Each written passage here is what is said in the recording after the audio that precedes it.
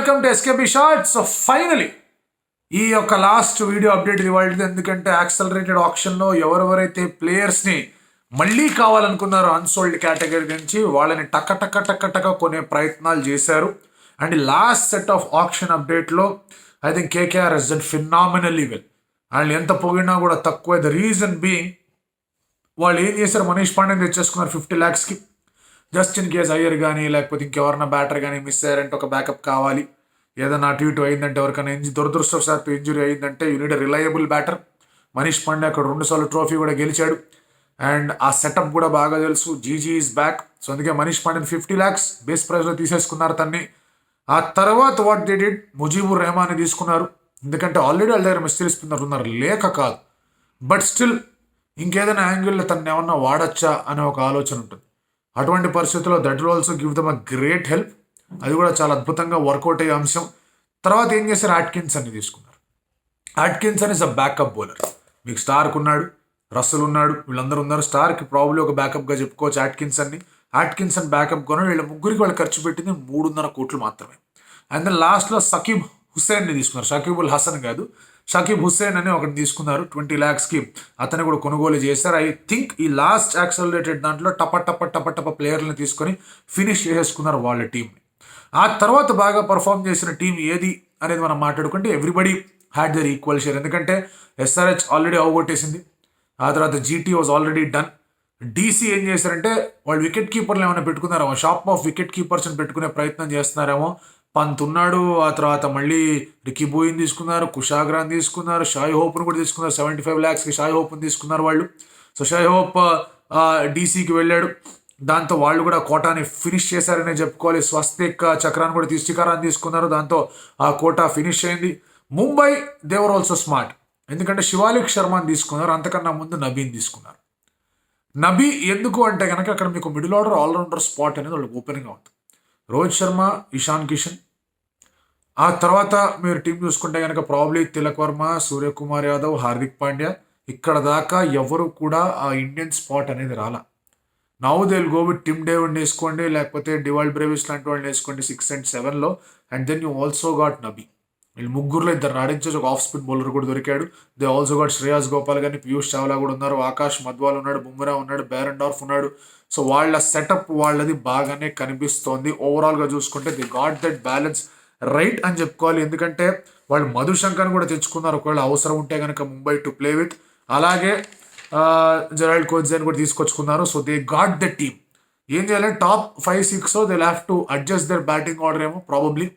ఒకవేళ ఒక floater kind of a player వచ్చి టక కొట్టే ప్లేయర్ వస్తే ఇంకా కొంచెం బెటర్గా ఉంటుందని ఆలోచనలో ఉంటారు. అది టీమ్ డీటెయిల్స్లోకి వెళ్దాం.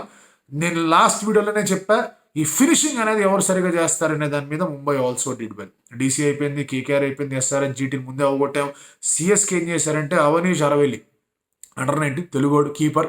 వాళ్ళు కీపర్ని ఎత్తుకుపోయారు. అండర్ 19 ప్లేయర్ లాస్ట్ టైం రషీద్ని ఎత్తుకుపోయారు వాళ్ళు. ఈసారి అవనీష్ని ఎత్తుకెళ్లారు. మంచి ప్రాక్టీస్ లాగా వాళ్ళకు కూడా కనిపిస్తుంది. మోస్ట్ హెల్ప్లెస్గా కనిపించింది నాకైతే రాజస్థాన్ రాయల్స్. ఎందుకంటే వాళ్ళ దగ్గర ఉన్నదే 14 కోట్లు. అందులో వాళ్ళు 7.4 ఏమో పవల్కి వెళ్ళారు. ఆ తర్వాత 5.8 ఏమో శుభం దూబేకి వెళ్ళారు. సో ఇక్కడే 13.2 కోట్లు ఎగిరాయి. ఆ తర్వాత వాళ్ళకి ఏం చేయాలో అర్థం కాలే. ఎట్లా 90 లక్షలకి ఏ ప్లేయర్ని ఎక్కడ బిడ్ చేసుకోవాలో తెలియని పరిస్థితుల్లో వాళ్ళు ఉన్నారు. అక్కడ వాళ్ళు ఏం చేశారంటే నాందే బర్గర్ ఇవాళే 3 వికెట్లు తీశాడు. ఇండియా సౌత్ ఆఫ్రికా మ్యాచ్లో 3 వికెట్లు తీశాడు, మంచిగా వేయగలడు. బ్యాకప్ ఫర్ ట్రెంట్ బోల్ట్ లాగా అనుకున్నారు. తనని తెచ్చుకున్నారు. 50 lakhsకి వచ్చాడు తను. తర్వాత అబిద్ ముష్తాక్ అని చెప్పేసి అతన్ని తీసుకున్నారు 20 lakhsకి. సో దేర్ టీమ్ ఆల్రెడీ వాళ్ళ టీంలో బౌలింగ్ ఉంది, బ్యాటింగ్ ఉంది. బ్యాటింగ్లో ఇంకొంచెం పదును కావాల్సిన అవసరం కనిపిస్తుంది. ప్రాబ్లీ పవల్ని అందుకే తెచ్చుకున్నారేమో. బట్ ఎట్లా 4 foreigners ఆడతారని తెలియదు. మీరందరూ ఎస్ఆర్హెచ్ గురించి అడిగారు. 4 foreigners ఉంటారు కదా, 5 foreigners ఉంటారు కదంటే ఇటు రాజస్థాన్కి అంతే ఎక్కువయ్యారు, కేకేఆర్కి అంతే ఎక్కువయ్యారు, డీసీకి అంతే ఎక్కువయ్యారు. So they have to get their thinking right అనేది ఇక్కడ కనిపించే క్లియర్ అంశం. ఓవరాల్గా మనం మాట్లాడుకుంటే Lockie Ferguson went to RCB. ఇది ఆర్సీబీ ఫ్యాన్స్కి చాలా గట్టి ఊరట తెచ్చే ఒక అంశం. ఎందుకంటే ఒక గన్ ఫాస్ట్ బౌలర్ వచ్చాడు, కెన్ బౌల్ రియలీ ఫాస్ట్. అది చాలా హెల్ప్ అవుతుంది. Siraj and Lockie Ferguson bowling. But వాళ్ళ ప్రాబ్లం ఏంటంటే there is no genuine spinner. వాళ్ళు హసరంగా 1.5 crores దొంగలు ఇస్తున్నప్పుడు సన్ రైజర్స్ హైదరాబాద్ ఆర్సీబీ ఏం చేయలేకపోయింది. వాళ్ళు చెహల్ని వదిలేసిన తర్వాత హసరంగా తెచ్చుకున్నారు. Hasaranga did perform well for them. But ఆ తర్వాత ఏ బేసిస్ మీద లెగ్ స్పిన్నర్ కాదనుకున్నారో, leg spinner has been a very integral part of RCB Anil Kumble దగ్గర నుంచి తీసుకుంటే. ఆ తర్వాత సరే మీకు డనిల్ విటోరి వచ్చి లెఫ్ట్ ఆర్మ్ స్పిన్ వేసాడు, అది మనం మాట్లాడుకున్న రైజ్ ఆఫ్ చెహల్ జరిగింది అక్కడ. చెహల్ తర్వాత హసరంగా కనిపించాడు. సో ఎప్పుడెప్పుడు leg spinners did well, RCB did well. So ఇటువంటి పరిస్థితుల్లో దే ఆర్ బ్యాకింగ్ డగర్. ఆ తర్వాత వాళ్ళు లాస్ట్లో మళ్ళీ సౌరభ్ చౌహాన్ మాకు కావాలని చెప్పేసి తీసుకున్నారు. That's different story. బట్ ఓవరాల్గా చూసుకుంటే కనుక RCB will definitely fall short of spinners అనిపిస్తుంది. మ్యాక్స్వెల్ అండ్ ఇక్కడ మీకు గట్టి ప్రయత్నాలు అనేవి మ్యాక్స్వెల్ ద్వారా రావాల్సిన పరిస్థితి కనిపిస్తుంది along with Dagar. But Lockie Ferguson రావడం హెల్ప్స్ దెమ్. యష్ దయాల్ ఉన్నాడు అక్కడ. So Siraj, Yash Dayal, Lockie Ferguson, Vyshak, Vijay Kumar ఉన్నాడు. ఆ తర్వాత ఇంకా ఇద్దరు ముగ్గురు ఇండియన్ ప్లేయర్స్ ఫాస్ట్ బౌలర్స్ ఉన్నారు. బట్ 11లో ఈజీగా షోర్ షాట్గా కనిపించేది గ్రీన్ ఉన్నాడు, can bowl them a bit. అతడిగా సరే Virat Kohli needs to bowl, he will also bowl, but bowling చేయడు. స్పిన్ విభాగానికి వచ్చేసరికి they are following shot, but pace bowling and అలాగే బ్యాటింగ్తోనే పని కానివ్వాలి. So there is a short of balance there. ఆ ఈక్వేషన్ మాత్రం క్లియర్గా కనిపిస్తోంది. బట్ ఓవరాల్గా మనం పిక్చర్ మాట్లాడుకుంటే కనుక Rilee Rossouw again went bonkers. First unsold, ఎవడు పట్టించుకోవాలి. ఆ తర్వాత డీసీ అండ్ పంజాబ్ గొడవకు వచ్చారు. మాకు కావాలంటే మాకు కావాలి, మాకు కావాలంటే మాకు కావాలి. పంజాబ్ కింగ్స్ నేను క్రితం వీడియోలో కూడా చెప్పా, they got all their bases covered. ఎందుకంటే నలుగురు అన్కాల్డ్ ప్లేయర్ని టక్ టక్ టక్ టక్ ఎత్తేసుకున్నారు. ఇన్ఫ్యాక్ట్ వాళ్ళు 5గురిని ఎత్తుకున్నారు. ప్రిన్స్ చౌదరి కానీ, శశాంక్ కానీ, విశ్వనాథ్ ప్రతాప్ సింగ్, అశుతోష్ శర్మ, ఆ తర్వాత మీకు తనయ్ త్యాగరాజన్ కూడా తీసుకున్నారు. బికాస్ దే డిడ్ దాట్, వాళ్ళ దగ్గర చాలా అమౌంట్ అనేది మిగిలింది. They wanted Russo. Bhanuka Rajapaksa లేడు కాబట్టి తన ప్లేస్లో రైలీ రూసోని తీసుకుందాం, ఎక్కడన్నా వర్క్ అవుతుంది, జస్ట్ ఇన్ కేస్ బేర్స్తో వాడకపోయినా, లేదా మీకు ఇక్కడ లివింగ్స్టన్ గట్టి ఇటు ఇంజరీ అయినా కూడా బ్యాకప్స్ ఉండాలి. లివింగ్స్టన్ బ్యాకప్గా సికందర్ రాజన్ అనుకుందాం కాసేపటికి, otherwise they can play together also depending on the surface. So ఆ బ్యాకప్ కోసం 8 crores దాకా తెచ్చుకొని వచ్చారు.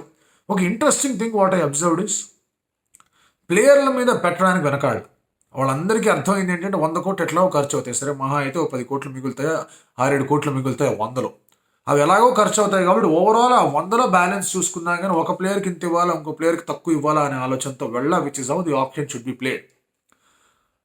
ఓనర్స్ అందరూ కూడా ఒక్కొక్కడికి ఇంత ఇచ్చి ఒక్కొక్కటి అంత ఇచ్చి అనేది చూసుకోకుండా ఓవరాల్ బ్యాలెన్స్ షీట్ చూస్తారు. 100 కోట్లు ఎట్లాగో పోవాలి, దాంట్లో మంచి టీంని సెలెక్ట్ చేసుకుంటే అలా, ఇందులో మిగిల్చుకున్నంత మాత్రమే ప్రాఫిట్లు రావాలి.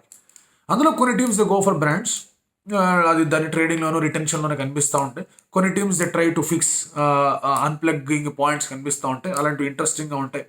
ఒకటే ఎర్ర పృథ్వీరాజ్ గాట్ అన్సోల్డ్. తెలుగునాటి నుంచి వచ్చే bowler did not proper. Mushtaq Ali మనం ఇందాకే మాట్లాడుకున్నాం. KM Asif didn't go well. Steven Smith తను వెళ్ళలేకపోయాడు. కరుణ్ నాయర్ని పిలిచారు కానీ తనకి కుదరలేదు మళ్ళీ. సో ఇట్లా కనిపించింది ప్లేయర్స్ లైక్ ఆదిల్ రషీద్, ఈష్ సోదీ, వీళ్ళవరకు కూడా సరైన రీతిలో అవకాశాలు రాలేదు, వాళ్ళని ఎవరు కొనుక్కోలేదు.